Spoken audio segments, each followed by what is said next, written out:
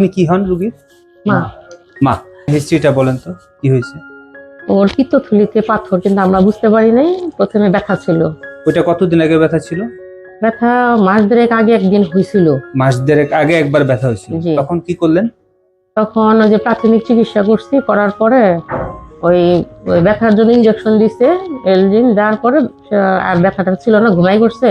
পরে আর ভালো মানে আমরা বুঝতে পারিনি, ভাবছি গ্যাস্ট্রিক। গ্যাস্ট্রিকের ব্যথা মনে হ্যাঁ, করছেন? এটা ভাবে আর কাল শুক্রবার, আগে শুক্রবার দিন ভোর 5:30টায় থেকে ওর তীব্র ব্যথা। তীব্র ব্যথা? হ্যাঁ, ব্যথার জন্য আমরা ওই যে পল্লী চিকিৎসক আছে, ওনাদের মাধ্যমে চিকিৎসা নিছি, স্যালাইন করছে, ইনজেকশন দিছে, কিন্তু কোনো অবস্থাতে ব্যথা কমতেছিল না। ব্যথা যখন তীব্র হয় তখন একটু জ্বর, কোনো অবস্থাতেই মানে টিকতে পারতেছিল না।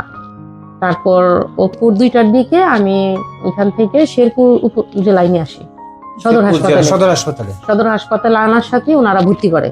সাথে সাথে ভর্তি জি, সাথে সাথে ভর্তি যায়, জরুরি বিভাগে নিয়ে যাই, ভর্তি করে। তাখানে আমরা এতদিন চিকিৎসা দিনে ছিলাম, কিন্তু কোনো মানে উন্নতি পাইলাম না। বলছে যে না, ইনফেকশন আছে। তারপর ওইখানে হয়তো মানে ব্যথা কমলে পরে 1.5 মাস পরে অপারেশন করতে হবে, ওটা নাই। তারপর আবার ব্যথা, মানে মুখে কোনো খাবার নেই। 3 দিন পরে দিছিল একটু ডাবের পানি সামান্য, দেওয়ার পর আবার সে তীব্র ব্যথা যখন হয় তখন আবার পানি বন্ধ করে দিছে।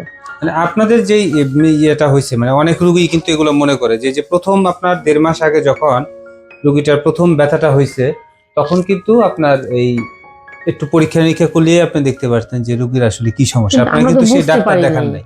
ওই বেশিরভাগ রোগী কিন্তু এই ঝামেলা হয় যে প্রথমবার তারা গ্যাসের সমস্যা মনে করে, একটু ওষুধ খায় ভালো হয়ে যায়, পরে কিন্তু করে না।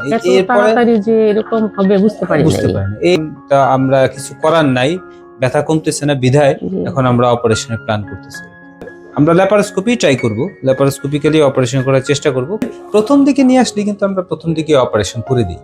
আপনার এই 6-7 দিনের এই সাফারিংসটা, আপনার যে 7 দিন 8 দিন ধরে যেখানে ভর্তি, এই কষ্টটা করা লাগতো না। তারপরেও ওনারা তো বলে নাই যে রিলিজ নেন বা অন্য কোথাও রেফার করলে তাহলে আমরা নিয়ে আসতে পারতাম।